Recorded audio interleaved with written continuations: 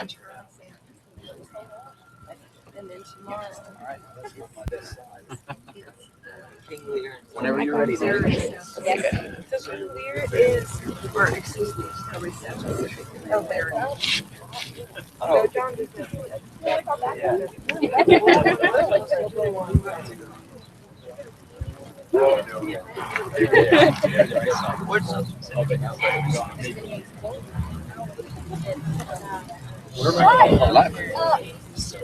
Okay, good morning. We're waiting patiently because we're live streaming this morning here for the first seminar, literary seminar of the 54th season of the Utah Shakespeare Festival.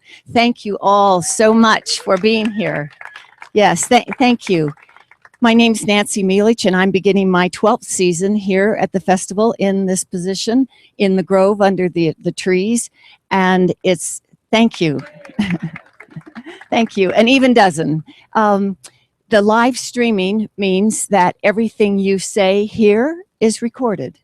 And people can quote you and quote you and quote you from now on, as they will quote Mr. Adams and me, and you can say, well, I heard it on live stream, so they must have said it. But anyway, just to let you all know that we are live streaming, and we will be doing that for the rest of this week and next week, because as many of you know, opening week and preview week at the festival is also the opportunity when the directors who don't have anything else to do, I'm sure. Sleep is not anything they do these next little while, and haven't for some time, but they agree to come and be with us here in the Grove to talk about the shows that they have directed. The 9 o'clock hour is reserved for talking about the plays that were presented on the outdoor Adams stage, as in last night's production of The Taming of the Shrew.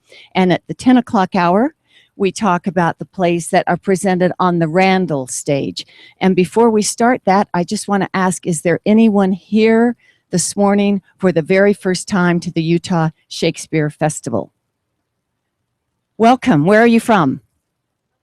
Las Vegas. Came up where it's cool, right? Everyone noticed that last night, right? How cool it was in the theater. Anyway, so we have one new person and all of you returning. Is there anyone who was here in 1962 when Fred Adams directed all three of the shows on the outdoor stage, including The Taming of the Shrew? Anyone here for that? No one that old, Fred says. Okay, well, it is my pleasure to welcome this extraordinary man who has had the vision, along with his late wife, Barbara, to create this Utah Shakespeare Festival. And I don't know if all of you can even understand what he has done. And what he did last night, judging by what you all said with your response, you think that he should continue to direct on the stages here. Thank you. That's very generous. Thank you. Fred has, as I said, directed the production in 1962 when the festival opened. Yes. On a platform with folding chairs, I believe. I was not here. With folding chairs. And the platform stood exactly where the stage of the Adams Memorial Theater stands now. So it's kind of come a full circle. Yeah. And you have, this is the 9th time that Taming of the Shrew has been presented here at this festival. That's correct. Last time in 2008 on the indoor stage, and then 2004 last time on the outdoor stage. But I was thinking, Fred, 1962 was a while ago, and you've seen the show numerous times. When they coaxed you into directing it this season. The last time you directed was for our 50th anniversary, his very acclaimed production of A Midsummer Night's Dream, which is also available on DVD. I wanted to say that. That one was actually filmed, and I like to boast it won an Emmy. Yeah. Yes. So nice. Yes, absolutely. Yeah. So Fred, I would like you to tell us, in re-looking at it as a director for this time, did you see anything new in your vision of what you think the playwright was telling us? Oh, Nancy, 54 years of growing old between my last Taming of the Shrew and this one, and it was a totally different play when I approached it. And I have to say, the young men, the boys, I call them, the artistic directors, the boys that decided it would be kind of a fun thing to have old Adams come out, dust him off a bit, and put him out there and let him do Shrew. But the concern was I might not last the whole time. So they hired Scott Phillips to be my assistant director in case I dropped dead. Scott could just immediately continue moving on. Well, I didn't drop dead, but I had a marvelous crew. But the difference of 54 years in a man's life makes a huge impact on the play. And we've done some wonderful Taming of the Shrews. We did one with a 60-year-old Kate and a 60-year-old Petruchio. And I think that still is one of my favorite productions of Taming of the Shrew. We did a Taming of the Shrew set in the Second World War, at the end of the Second World War, with an American GI, Petruchio, and audiences adored that one. And I've had a lot of people say, "Is yours going to be that good?" So, and I said, "It will be different." But in 54 years, I got married. I had 4 children. I got 14 grandchildren. I lost my wife. Well, I didn't lose Barbara. I know where she is. But my wife passed away, and I am an empty nester. And all of a sudden now I'm going to do this play that the last time I did it, I was a green young bachelor just starting out, and I was doing it with a bunch of 18-year-old kids. And yeah, there's a vast journey that took place between that one and this one. That one was a knockdown, drag out brawl. We had great fun. They were healthy. The young boy doing Petruchio, I had drafted from the football team, and he was not the quarterback. And Norm brought all of the macho zest that you could hope for. He was so full of testosterone, you just reeked. And partway through the process, fell in love with the girl playing Kate. They subsequently married and have had just celebrated a 50th anniversary with grandchildren who have graduated from Southern Utah University. So, oh yeah, there's been a lot of water go under the bridge, but it was a brawl. It was a young kid directing a bunch of young kids, and I said, come on, oh, you could hit her here, and come on, you could slap him here, and come on, you could, and oh, we just had a wonderful time with it, and it was a real brawl, and the audiences loved it. They really, really loved it. I had a gag in the very first one. I had Kate steal a banana when the milieu of fruit being thrown everywhere, and she put it down her bodice, and they went off, and then Petruchio came back in eating the banana, and the audience absolutely howled. So I said, it was such a good gig, we ought to at least try it again. And Brian said, well, I wouldn't do that. If I'm having my wife go without food, I'm not going to eat. See the difference? And so we did the banana behind and gave it to someone in the audience to eat. It was the difference of dealing with a mature, and I must say a mature couple that love one another so dearly that it just permeated what I wanted. This time I've lost my wife, and I've gone through a whole series of very cathartic elements in my life, and for me, this Romeo and Juliet, this Taming of the Shrew was a Romeo and Juliet. It was a love story, and I hope that you saw that. I hope that it permeated, that that the moment he met her, he was tongue tied. He couldn't even get out the initial speech. "Good morrow, Kate, for that's your name I hear," which is a glib speech, of course. And of course, the running gag is he calls her Kate, which is a nasty, offensive endearment, not endearment, just it was a rude comment to call a woman, a Kate. She was that's a cat. It's and it's an overused cat. And for her to if we had taken that, but for them it was a love story.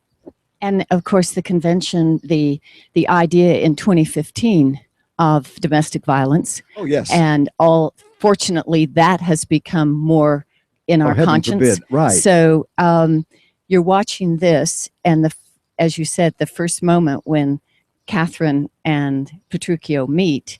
You wanted us, I believe, you wanted the audience to catch that there was something more than Petruchio wanting to marry wealth for wealth. Well, no, I really strongly believe, and as I studied the play and I studied it, I honestly believe that what Shakespeare has done, when he has Petruchio say, "I've come to wive it wealthily at Padua, you know not the effect of gold. I would give me enough money and marry him to whatever."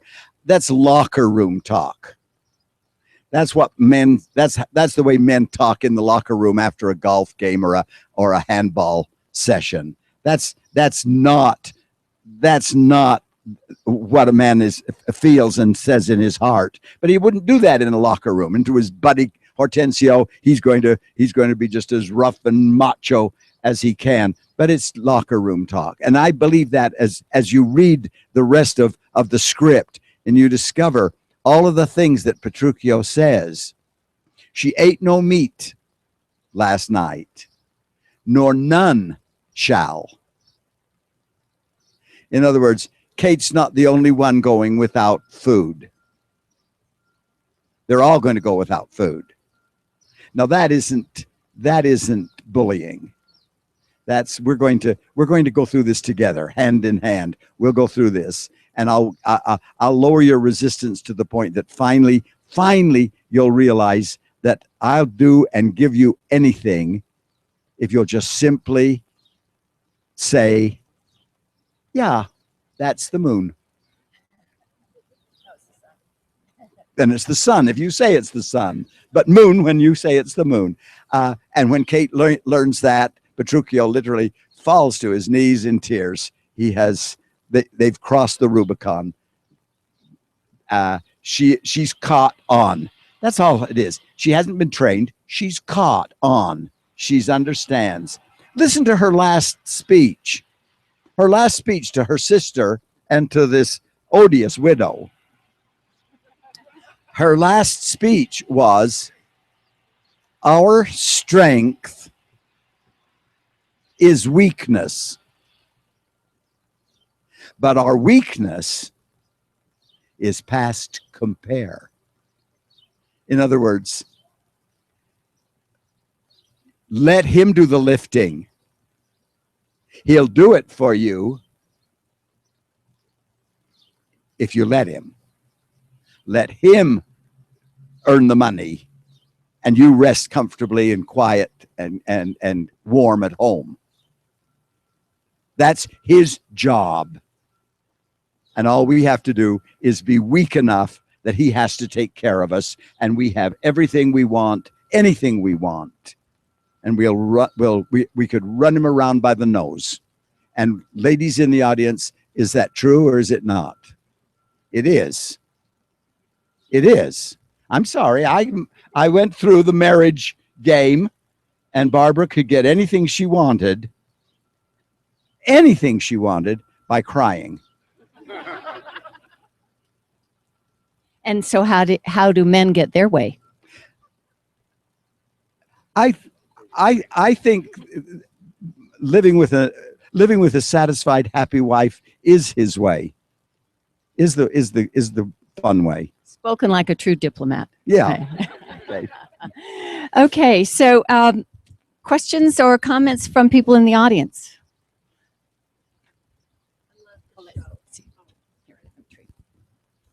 I loved the show. I loved all of the funny bits. Were so funny. So They got a little long. No. And I think making the focus on the comedy helped some of the more difficult parts of the play. I also when Kate and Petruchio first meet, and you have that long pause where they're looking into each other's eyes, that was really important.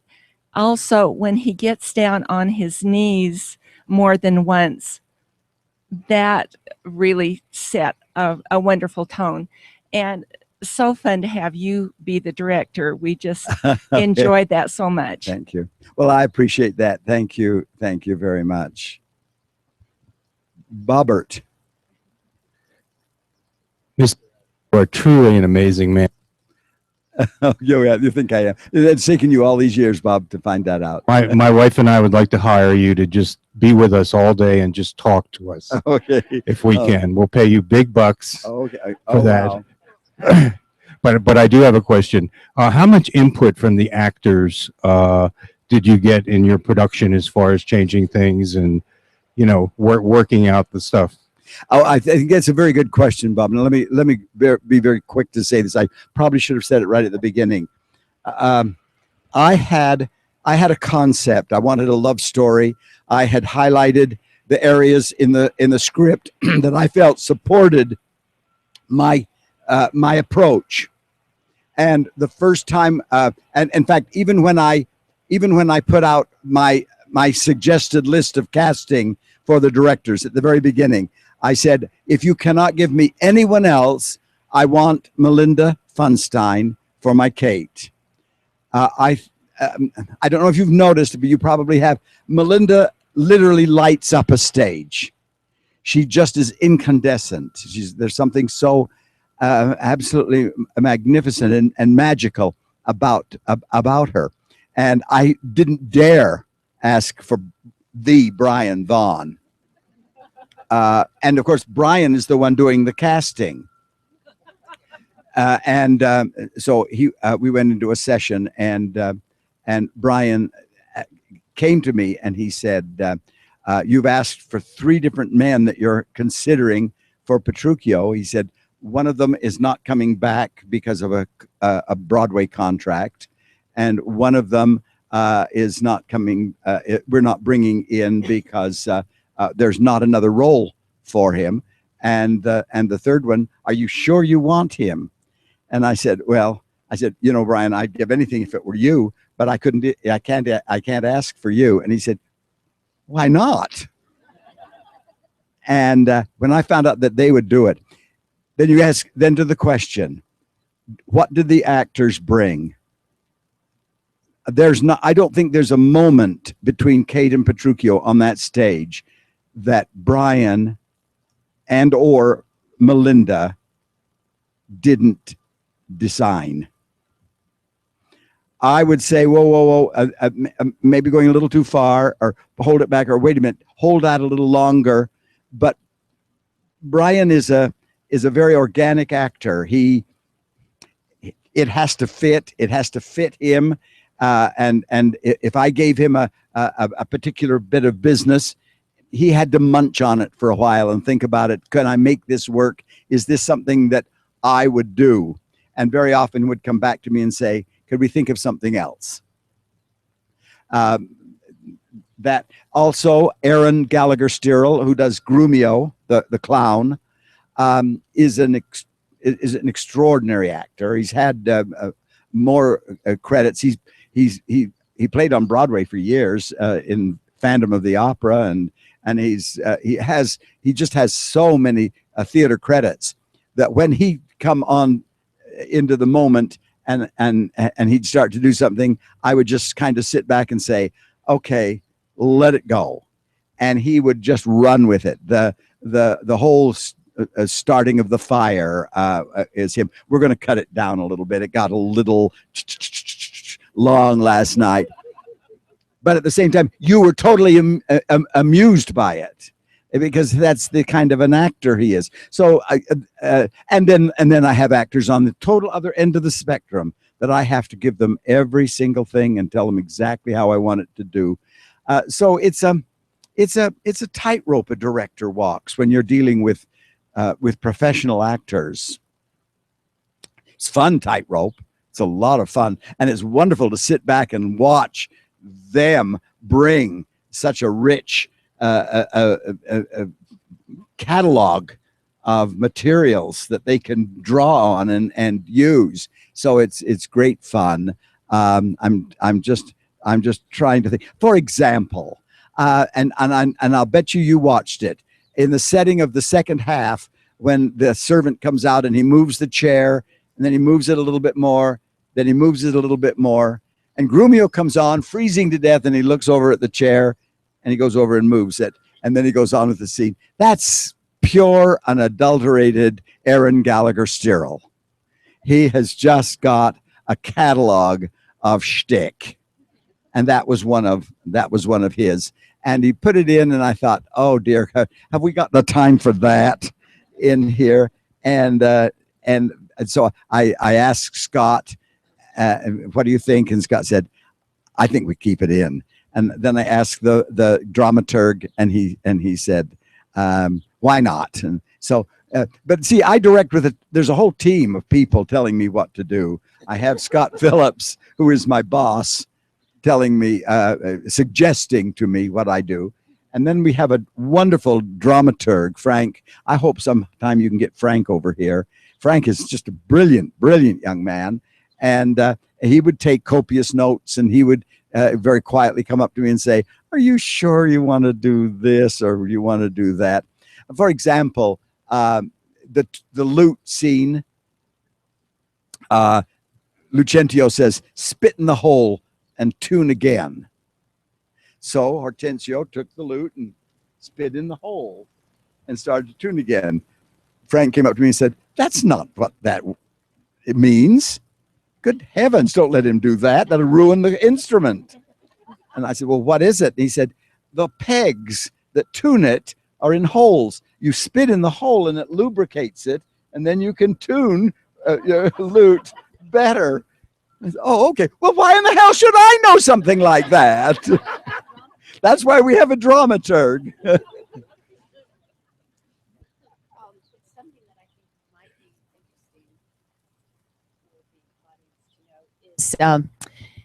You don't have a lot of rehearsals on that Adams stage before you open. And the other thing is that you rehearse in daylight. And so when you get on this stage, then it's still daylight, but then it goes dark. That changes not only the way we see it, but the way the actors move. Would you talk a little bit about when you get the costumes, when they are starting to wear all of that, and where you rehearse before you move to the Adams? The actors have worn the costumes 3 times. They've had the costume on 3 times at this point, last night being the 3rd time. But they have been fitted. The costume was built on that actor. The actor's measurements, complete measurements, are taken the day they arrive. And that's everything from head, the length of the nose, this measurement, every measurement is taken. And from those, the costume cutter, or draper actually, cuts muslin and cuts the entire costume in bleached muslin. And then that's sewn together, and the actor then comes in and is fitted in this muslin costume. once that fits and it's taken in here and marked, then the muslin is taken apart at the seams and becomes the pattern for the velvet or the chiffon or the silk or what fabrics they're going to use. Then the actor will come back in for 2 more times into the costume shop. One time a preliminary fitting to see if it fits and to see can they do all of the things that Fred Adams is now making them do with that sleeve. Then they'll come in one last time when the costume is completely fitted, finished, lined, and trimmed. And the actor will, in front of a mirror, go through all of the things that they do in the play. And then they don't see that costume again until our first dress. And we have 2 dresses, a preview and a preview. And is the first dress the first time you're on the Adams? No, we actually been on the Adams. We've been actually very fortunate. We've been able to be out on the Adams for about, I think we've had about 6 rehearsals on the outdoor stage, more than the Randall Jones gets. They only get 2 rehearsals. Amadeus only gets to be on that set twice. But they've done all of theirs in a basketball court where they've rehearsed. But we've been able to have the luxury of the levels, the doors, and all of that because our carpenters come early in the morning and they work on the stage until 1 o'clock. Then we can rehearse in there. We can rehearse in there from 1 to 5, and then the carpenters can come back in for 2 hours, and then the other show can come in from 7 to 11. And so the stage gets used a lot more by Shakespeare than the other theater gets. But it's and I have to say we've rehearsed in rain. 3 of our rehearsals were in rain. Oh, it was fun. But after last night, all I can say is, "Oh, please rain." I've never seen. It's never been that hot in Cedar City. What have you people done? Yeah. Yes. I absolutely fell in love with the character you Hold created. the mic a little bit higher so we can hear you. In Petruchio. Normally I see him as very vain and narcissistic. They can't hear you, so hold it really close. Like this this? way. Well, Like it's not you. this. It's that you have yes. Okay, Yes. Go here is. I'll start again. Go ahead. I fell in love with the character that you created in Petruchio. I normally see him as very vain and narcissistic. And here, as soon as he opened his mouth, his attitude, his whole being was mature, controlled, focused. It wasn't as though he were playing a game with Kate. He really wanted this relationship to happen. He worked for it. They understood each other. It evolved beautifully. Appreciate that. And then at the end, when he gave back the bets, I love that. I think the fun thing in the Kate and Petruchio relationship, the fun thing that makes it work for us is that he is not vain. He comes into public gaze dressed with pants turned inside out and a quilt for a cape into what should have been one of the most important days of his life. If it doesn't do anything else, it does say, "I am not vain. I am not, I'm not pompous." We had a lot of fun. He fell last night. That's never happened before. Yeah. Aaron's cape detached and it has a satin lining and it was just like a slippery slide. He went right to the floor. And I thought, oh, great. Now I've got a Petruchio with a broken tailbone. But he was fine. He was fine. But to your point about that you didn't see it as a game, in a way, don't Kate and Petruchio get the game that they have to play in order to be together at the end? They understand that she has to get married before her sister. Yep. She understands that There is no one in that world that she's in that is as smart as she is. That's right. And Petruchio comes in, as you mentioned, the moment they see each other. Petruchio comes in and says something to her, and she realizes, here is someone that I can have a conversation with because we're on the same wavelength. Is that? Yes, I can have a conversation with, and I don't. It was subtle, so you're not supposed to have necessarily noticed it. But Bianca never wears the same dress twice. Every single entrance, Bianca has a new frock. Bianca's wedding was totally over the top. Kate had a cake that slipped and one lantern that lit, and a broken candle. And that tells you what I had wanted for the subtext of Kate's life. Kate's mother probably died in birth with Bianca.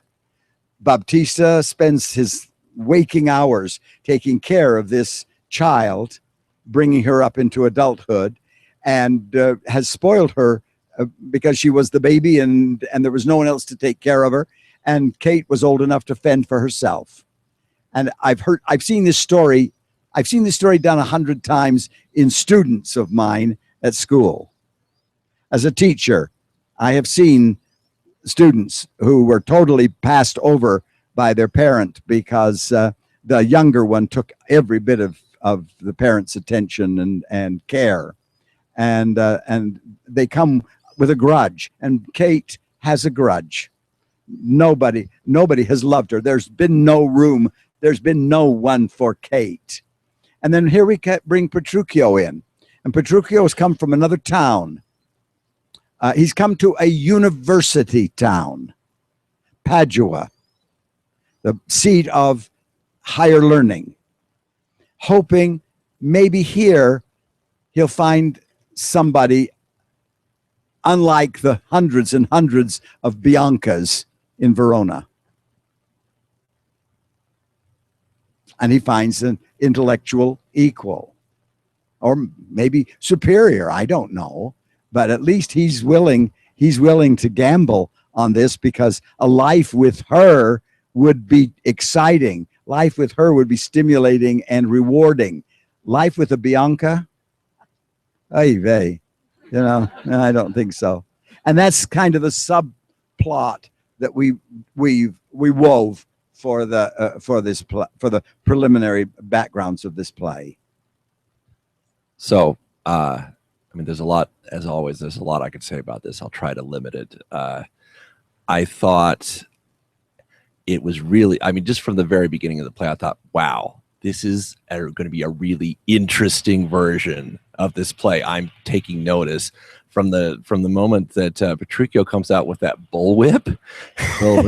I thought, wow, this guy, it's not that this guy's doing everything that he does for Bianca's benefit. He's kind of crazy and out of control and willing to go to extreme measures to get what he thinks is his due, you know? From the extreme thing of actually showing, the music teacher coming out with the lute over his head. Bianca's pretty out of control too. Not just anybody can handle her. What I thought was great, and I came a little late if you've already mentioned this, is showing how, even when Petruchio is delivering the speech about you're my horse, my ox, my ass, which is usually delivered like, yeah, you're just my property, I can do what I want. But the way he delivers it as worshipfully, as on his knees, you're everything to me, you're worth it all, and more, that and just throughout the play, I never noticed it because of the way you handled it. He never has a cross word to say about Kate, never, in public, never. And that beat where at the very end where they're all going, they have, at the when they finally come home to her father's house, and they're all having fun poking fun at Petruchio. And it's like, okay, sure. As soon as they have something to say about Kate, that pause, is, okay, let me show you what kind of person my Kate is. I've seen many productions, as many as I could see coming here for about 30 years, plus others elsewhere. I have to say this is my favorite production, Oh, and that's wow. saying something. Thank you. That's very generous. Thank you. I wonder, Fred, if we sort of, as a 21st century audience, if we are really working hard to like Petruchio and his treatment of Kate. And so we come in to see Shrew another time in 2015, and we're saying, okay, perhaps, as this man said, this will be the time we will see it where it makes sense to us in the 21st century, where we are aware of spousal abuse, and you bring that sensibility and you want to like those characters. So are we sort of justifying what Shakespeare is saying, or do you think it's the genius of the playwright that it is a play for all ages? I think it is a play for all ages, but I do have to say one thing, and I so appreciated their sweet remarks, but never in the entire script does Petruchio badmouth Kate. Never does he point up flaws. Never does he pick at her. Never. He compliments her. He compliments her. He constantly is finding her virtues. She hasn't virtues she doesn't even exhibit. He, and I think Shakespeare had a purpose in that. I think he had a purpose in that. I think he was saying, no, this is truly a respectful courtship. And she may lash out occasionally. And in fact, the first time he puts his hand out, she slaps it away. She does not want him to invade her territory. And if you notice, every one of her lashings are when he goes too far in thy bed. Women are made to bear, and so are you. Constantly, it's when he crosses her line, at least her supposed line of right and wrong, that Kate will lash out. Other than that, they're having a wonderful time. She's laughing as much as he is as they spar back and forth on this slow-winged turtle shall a buzzard take thee, and all of this sort of thing. Yeah. Well, and to think of what it was like on opening night in the late 1500s, where there are women in the audience, of course, educated and uneducated women. No. At the first audience of this play, the only women that would have seen it would have been whores, prostitutes. It was a men's sport. This theater, the only time a woman would see it is if the Queen invited it to Windsor or Westminster. She would never, I'm sorry, Shakespeare in Love, Elizabeth never walked inside the Globe. I'm sorry. We saw Shakespeare in Love, the play, in London.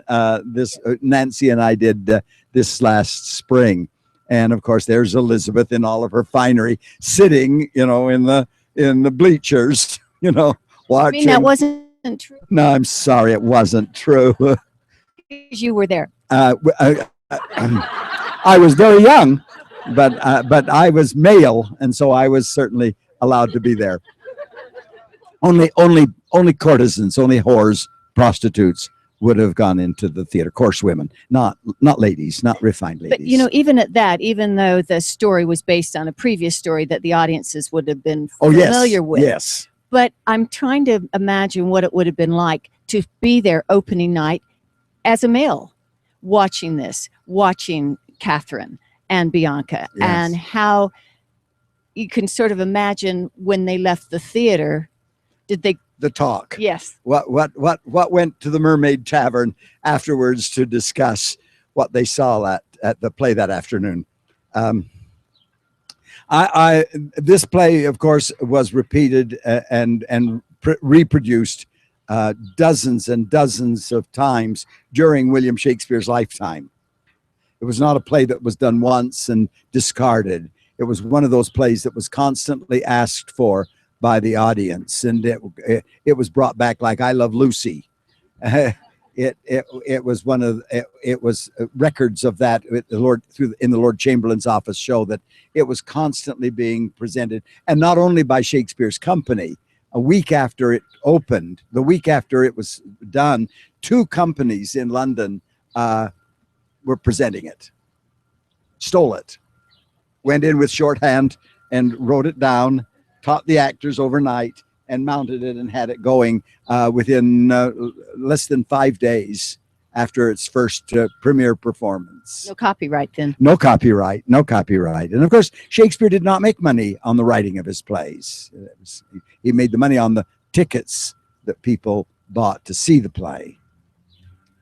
Did we lose the microphone? Oh, here. Okay, go ahead. Last night's performance was the most interactive I've seen with the audience. And so my question, I guess, is for you as the director, obviously there are some impromptu moments where they took some liberties. Oh, yes. But as a director, are you kind of encouraging that with this play, especially? Let me say that it's a great question. There is one character who was created by Shakespeare to break that barrier, and that's Biondello, the servant. Biondello says most of his lines to the audience. No one else is supposed to. It's not written for anyone else to. And they all got carried away because the audience, they would hear a titter, and all of a sudden Hortensia would go, oh, yeah, I hear you over there. And I thought, so we have a rehearsal schedule to to uncreate some of the improvisation that took place last night. It added about 6 minutes to the play. And that's we have to remove some of that.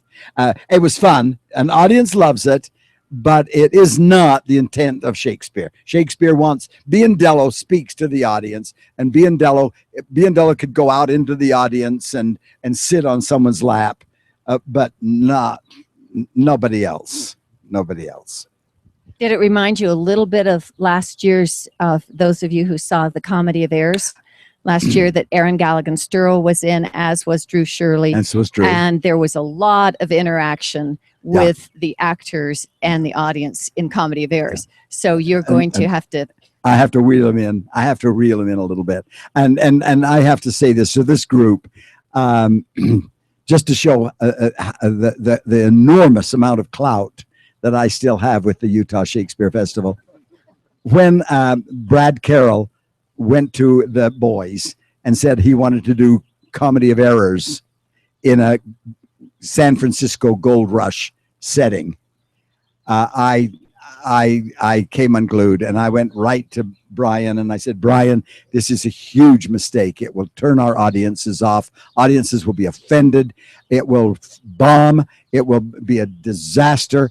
And I beg of you, don't do that. And of course, he listened to me very carefully. And then they did it. And I had to sit there night after night after night and watch that absolutely marvelous production of Comedy of Errors and just eat humble crow. I was so far off, and they were so right, spot on with that production. It still stands in my mind as one of the best Shakespeares we have done. Yeah, great comedy. So yeah, that shows the enormous amount of influence I have with the boys. In that case, they were right. Oh, by 100% right. Yes, they were. Oh, yes. Well, aside from the improvisation, after last night's performances, what are your other about what will I do to change the play for the future? Very little, other than we're going to tone down some of the shtick has gotten a little long. The fire starting, and of course we had a mishap last night, and the fire started because the electrician running the board hit it a cue light with his elbow, and the fire came on, and it was, oh great, now how in the world do we get out of this? But you realize, thank heaven it was a rehearsal and you got to see it. That will never happen again.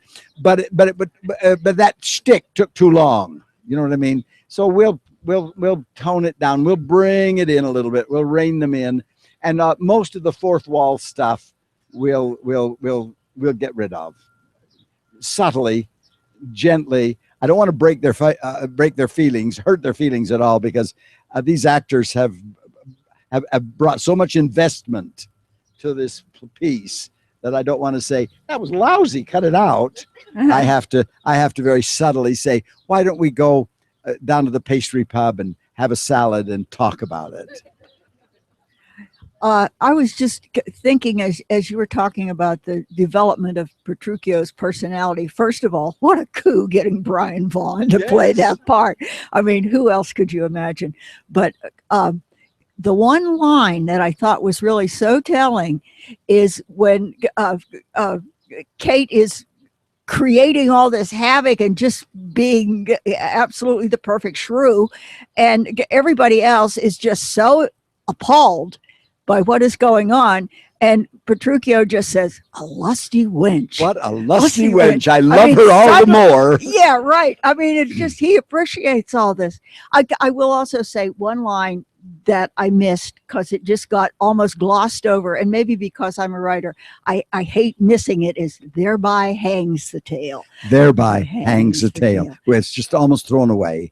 Yeah. And there's small choice in Rotten Apples. In Rotten Apples. That is another great line. Lost almost got missed, Yeah, except yeah. I was looking Oh, for so it. you knew where that one was. I knew where it came. Well, so I was those looking. gems, Shakespeare does. He puts a few of those in every single Yeah, play. yeah. Yeah, he does. What I did love also was when he's trying to tell, well, go ahead, you tell it then. And he starts with the opening of Romeo and Juliet. Yeah. That's improvisation, which Oh. we're keeping. Yeah, I love Okay. that. Yeah. Yeah. He'd been to the play. At least he'd seen that play. Yeah. So now you gave, well, I don't know if you gave, but in your production, there are a lot of new names of some of the I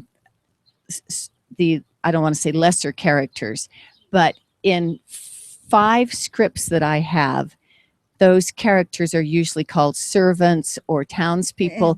But you, in the playbill last night, they all have names. Yes. And when Because they're addressed with those names in the play. so why is it that in a lot of the scripts I have, they're not listed with those names, but you decided that they deserve names? Well, for several reasons. One, each one of those actors, Nathaniel, Philip, Gregory, Curtis, every single one of those actors, half of them are equity. They're union actors. And I don't know, will you be seeing South Pacific? Well, one of those actors is going to tear your heart. It's Lieutenant Cable, who sings the 2 best songs in all of South Pacific. You've got to be carefully taught, and Younger Than Springtime. And there, this young, extraordinary talent is. I couldn't let him be a nameless person. He's a brilliant actor, and since they are addressed by name, I thought, no, let's honor that, because every one of them have their own personalities. They worked on those. We had long discussions about how they should do this or that, and studied their costumes carefully before they came up with their characters. I don't know if you even noticed the policeman last night, but he's just this side of brilliant. He's just so clever. He goes to handcuff the wrong man. Oh, okay. Then I'll handcuff this one. Don't. Okay, then I won't. Oh, you will? Oh, then I will. Oh, he's who he says he is. And off he goes. He's taken it on a journey. He's literally taken the policeman for heaven's sakes. And he's taken it to a level of performance that I just admire in these young men. Yeah. On the back here, to the back.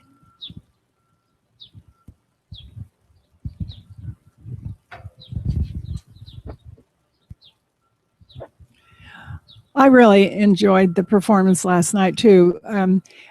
I wanted to say one thing, though, and this is not in any manner of speaking detriment, but I had a little trouble right at the end figuring out when the end was coming, because it was like it would carry on and then it would carry on. And I'm just wondering, was that the way it was supposed to be, or were the cast just kind of carrying on a little bit? I don't know. I mean, it's hard, right? I'm trying to remember. They kind of broke into a dance, and then, then something else happened, and I kept getting ready to before clap. the banquet scene, I'll bet, is where The banquet scene, of course, is the last scene. Yeah. And we elected to end the banquet with a dance, which would have been very traditional in Shakespeare's day at a wedding feast. Kate and Petruchio begin it, though it should have been the bride and groom. But Kate didn't have a wedding feast, so they begin the dance, and the other two couples who have just married join in. Then the entire company joined in, and it segued into curtain call. I didn't want to labor it with lights going down and then coming up with a curtain call. I thought, let the dance. We went to our choreographer, and Christine said, I can make the curtain call literally be the end of the dance, and so that's how she Okay. choreographed it. All right. Anyway, it was very enjoyable. Thank you. Thank you. But I know what this woman is saying, because I thought for a moment when they exited, and I thought, oh, I'm sure Fred did not cut the banquet scene, did not cut Melinda's last speech, or Kate's last speech. But there is a moment where you're happy, right? It all's well that ends well. And then, of course, we have the banquet scene. Yeah. So I can see it's a lovely moment that I think would have been satisfying for a second. And then all of us all of these folks who know the play would just give you the business if you'd cut that last. If I'd cut it. Yes. The ending of the first half, we had a mistake last night, a lighting gaffe that worked. The ending is supposed to be everybody's laughing. Old Gremio gets up on the table. Petruchio is cated, and everybody laughs. And I cut the rest of the lines out of that, because they're literally throwaway lines for the actor to be walking off the stage saying. But the widow has caught the bouquet, and she walks with Hortensio to his door, and then he closes the door on her, and then that was supposed to be the blackout. And the lights went down, everybody applauded, and the widow went over in the dark to Hortensio's house. But I just wanted to establish that relationship a little more with Hortensio and the widow. Tragically, she's called the widow. She's even called the widow. Hortensio even refers to her as after them widow. And I think, why in the heck didn't Shakespeare give her at least a name? But so we let her be Sugar Sop. Was that your name? Did you? No, that's in the script. Sugar Sop. Sugar Sop is the name of the cook in the script. You can just take these boys to the pub and say, the Grove decided. That's what you can tell them. Any changes you want to make. Okay. But I had a problem with Bianca. She was so understated in this production. Was that your intent, or? Tragically, Bianca doesn't have a lot of exposure. She doesn't get a lot of chances. She only has a couple of flashes when her dander gets up and she can say something. The more fool you for laying on my duty. All of a sudden we say, "Oh, there's Bianca." But most of what Bianca does in this production, we've put in because there isn't any. Bianca is really just this almost nameless cipher in the play that the men all think is so wonderful, but Shakespeare didn't give her any intelligence. He didn't give her any lines. He doesn't give her any real fun at all. She's the she's the center of the wooing, but it's the men that are doing it all. And I'm thinking that in the original cast that Shakespeare was writing for, the boy that was playing Bianca might have just been a beginner. They might have just started, and Bianca, because the script is so thin for her, she doesn't get a lot. So I gave her a lot of clothes. I gave her a blonde wig and a lot of action. She got a lot of action. I actually really enjoyed the way that you worked with Bianca's character. I thought you did a lot with her, and I appreciated having her have that playful relationship with Kate, where she's, you know, fighting Goading with her and teasing, then yeah. crying whenever anyone looks. I thought that was brilliant. Because it gives her something fun. It gives her more character. It makes Kate more understandable and likable than if she's just beating up this dummy that doesn't do anything. Yeah, yeah. I had to make her a little bit of a witch. Yeah, which makes sense at the end, because otherwise, when she's saying, "Well, I don't want to come," and "More fool you," it's like, where the heck did that come from? In most productions, Yeah. I feel like.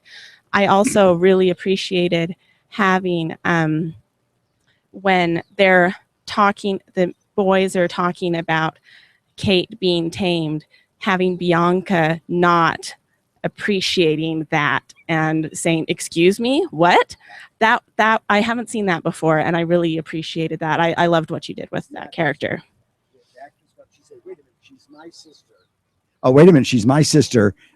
Bianca says to herself, and when they start talking about taming her, wait a minute, stop that, shut that up. And I thought, well, okay, give her a little bit of pepper, but we weren't able to give her very much. Darn it! I wish I could have, but there just isn't much there that I can. That Shakespeare didn't like Bianca, obviously.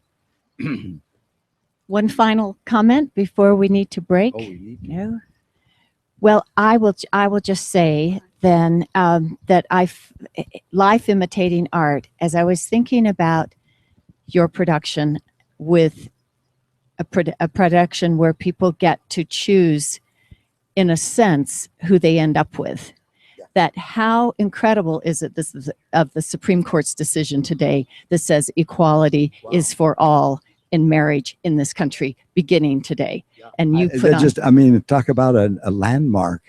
yes. I just think, my heavens, we're just living history, aren't we? Yes, absolutely. Yeah. And so to thank all of you for being here, but thank especially you for coming Fred to the Adams festival. for being here this morning. Thank you so much. And if I could ask a favor, I would ask every single one of you, go back and talk somebody new into coming to come out and try the festival for the first time. It's amazing. I just came back from Salt Lake, and I did all the radio stations, and I did the television stations, and darling people I talked with, and almost invariably the girl that would be interviewing me said, "Oh, I've heard all about the Utah Shakespeare Festival. I've never gone." Well, why the hell haven't you? And so be ambassadors and help us to try and survive the next 54 years. And thank you so much for coming. And thank you, Fred Adams. So I'll see you. Yes.